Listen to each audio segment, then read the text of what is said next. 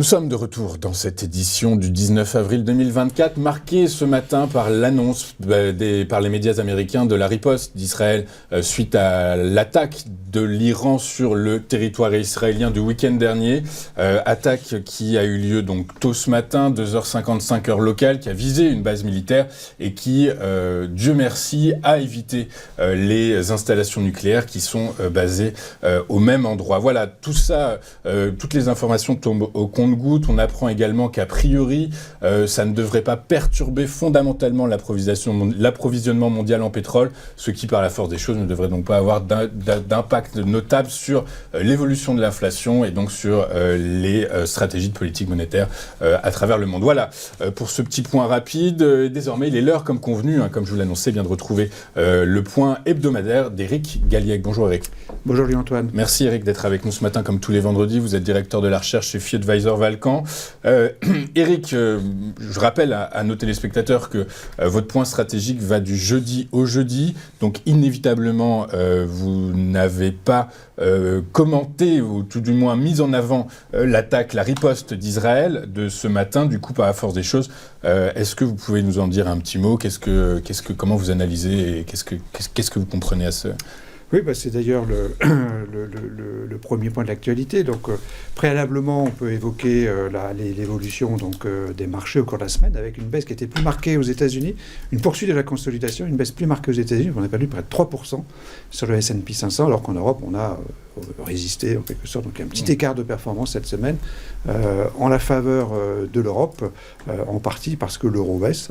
L'euro a baissé de 0,6% au cours de la semaine écoulée. Donc ça, c'est le point habituel du jeudi au jeudi, effectivement. Et c'est vrai que le premier point important, c'est ce qui se passe sur le front géopolitique, qui est plutôt basé aujourd'hui sur le Moyen-Orient. Avec cette riposte qu'on attendait, avec toujours ce terme qu'on associe à des actes de guerre et à des actes de mort, donc la retenue, donc une forme de retenue, c'est ce qui a l'air de sortir des opérations de cette nuit, avec des opérations essentiellement centrées apparemment sur des sites militaires et donc propres entre guillemets et retenues. Bon voilà, donc c'est plutôt, on va dire, positif d'une certaine manière, puisque enfin, entre guillemets, la riposte est faite. Maintenant, on va papoter, on va discuter, peut-être, on l'espère que la diplomatie va prendre le dessus. C'est vrai que c'est un enjeu important, l'Iran, par rapport à Israël. L'Iran qui a toujours eu une posture un peu particulière dans le Proche et Moyen-Orient, en ce sens que l'Iran c'est la Perse qui a toujours été opposée un peu aux Arabes qui vivent autour, et donc c'est vrai que il y a là aussi un enjeu de politique interne qu'on ne va pas évoquer aujourd'hui dans le cadre de cette mise à jour hebdomadaire qui se fait en quelques minutes, mais voilà, c'est plutôt de mon point de vue un élément à nouveau qui confirme une sorte de retenue et que l'on qualifie toujours de positif, malgré tout. Vous conservez votre plus 1, du coup, par la force des choses ? Je conserve l'élément positif, parce qu'apparemment, tous les éléments qu'on a à cette heure-ci, aujourd'hui, montrent, dans des deux camps, d'ailleurs, dans toutes les différentes parties prenantes, une forme de retenue. On n'est plus dans les va-t-en-guerre, et manifestement, il y a en interne, soit en Israël, bien sûr, ce qui explique le délai, et à Téhéran, des discussions entre les faucons et les colombes, comme on dit, qui existent aussi là-bas. Oui, très clair, effectivement. Donc, écoutez, on va voir effectivement comment ça se poursuit, tout ça. Les principaux responsables politiques de la zone appellent tous à la poursuite des négociations sur un cessez-le-feu, et sur une accalmie dans cette confrontation. Donc, tout reste encore à déterminer. On verra comment ça se poursuit par la suite. Au rayon des bonnes nouvelles, donc on continue avec bien la croissance aux États-Unis qui devrait ressortir nettement positive en 2024 selon le FMI. C'est le deuxième point qui est effectivement important, donc la mise à jour de printemps donc du World Economic Outlook du FMI, qui est un élément intéressant, une réflexion intéressante sur la conjoncture économique, avec une révision en forte hausse donc de la conjoncture américaine, de l'hypothèse de croissance américaine en 2024, qui passe de 2,1 à 2,7 entre janvier et avril, donc c'est quand même une forte révision en hausse.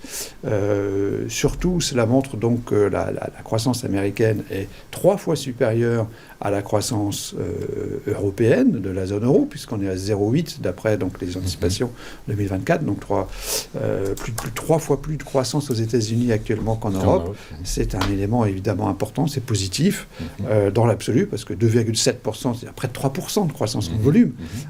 C'est quelque chose d'extrêmement important. Alors on peut remettre en cause les mesures, la façon dont le PIB est calculé, etc., mais c'est quand même ce que regardent les marchés, et c'est, toute chose égale par ailleurs, un élément positif. C'est très positif. C'était d'ailleurs à cette occasion que la FMI a également revu à la hausse ses prévisions de croissance mondiale, tirées justement par la bonne tenue de l'économie américaine. On va poursuivre avec la Chine. La Chine, c'est assez surprenant, mais le PIB chinois est ressorti à plus 5,3 au premier trimestre. C'est plutôt pas mal.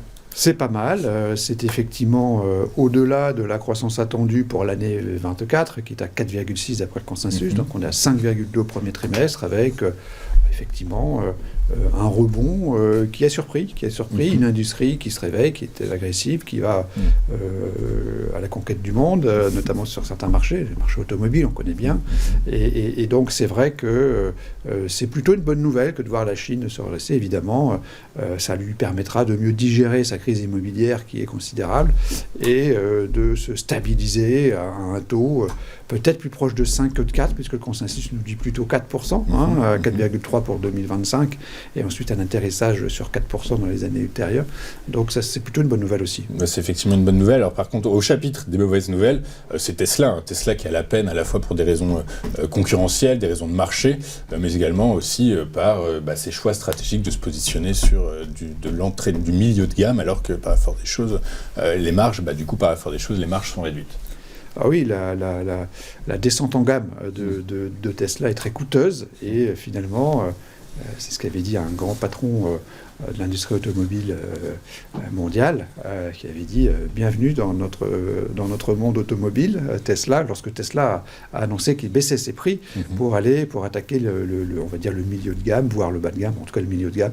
Donc c'est très compliqué parce qu'on se heurte évidemment à une concurrence très importante, notamment une concurrence chinoise. Donc Tesla a annoncé le licenciement de 10% de ses effectifs, on ne fait jamais dans la dentelle aux États-Unis. Dès que la baisse des ventes de 8,5% au premier trimestre a été connue, on a envisagé une réduction de 10% des effectifs, et on continuera tant que on n'aura pas retrouvé des perspectives bénéficiaires plus intéressantes. Donc aujourd'hui, on se retrouve avec un cours de bourse qui a touché $300 au plus haut au milieu de l'année dernière, et qui se retrouve aujourd'hui donc à 170, donc c'est quand même une baisse très très importante. Ça montre aussi que les GAFAM ne sont pas invincibles. Enfin, les GAFAM, les 7 merveilleuses, ne sont pas invincibles. C'est la deuxième qui, selon nous, est un petit peu en difficulté avec Apple. Donc ça montre aussi qu'il y a peut-être une réflexion qui se fait au sein du marché sur le fait de tout concentrer sur cette valeur. Et donc il y a une diffusion qui est en train de se faire sur le marché, c'est un autre sujet, mais il y a une diffusion qui est en train de se faire, qui est plutôt favorable à la pérennisation, à la pérennité du mouvement haussier, qui va devoir affronter une consolidation bien nécessaire et saisonnière et classique, donc arrivée à la fin du mois d'avril. Ok, consolidation saisonnière classique, du coup, par la force des choses, vous quand même, vous voyez du positif au cours de cette semaine, donc bon, le CAC 40, malgré le petit trou d'air d'aujourd'hui, devrait poursuivre sur sa tendance, selon vous ? Alors oui, en termes d'analyse du risque, il y a une amélioration. Le risque diminue un petit peu, selon nous, au vu essentiellement des nouvelles économiques, comme on le voit bien ici. Donc, le risque reste donc dans une situation à un niveau relativement attractif. Le momentum, donc la dynamique des prix, forcément réduit un petit peu, est un peu moins forte aujourd'hui, comme le montre d'ailleurs le graphique qui apparaît, mais globalement, nous restons toujours dans une logique de consolidation. Nous sommes dans une consolidation de marché qui est bien nécessaire, qui va durer probablement quelques mois, c'est pas impossible, nous amener peut-être à des niveaux quelques pourcents inférieurs, mais qui ne remettra pas en cause la tendance de fond. C'est notre position et donc nous sommes toujours à l'achat. Ok, toujours à l'achat. On est passé rapidement sur la synthèse de l'actualité, mais vous l'avez compris, hein, elle ressort positif malgré donc l'annonce ce matin de frappes israéliennes sur le territoire iranien. Du coup, on comprend qu'effectivement, la tendance de fond restera bien orientée sur le CAC 40. C'est notre opinion en tout cas. Ok, très clair. Merci Eric d'avoir été avec nous ce matin. Eric Galliègue, vous êtes directeur de la recherche chez FeedAdvisor Valcan et avec nous tous les vendredis et je vous en remercie beaucoup. On marque une rapide courte page de publicité. On se retrouve pour la suite et la fin de cette édition du 19 avril dans un instant. À tout de suite.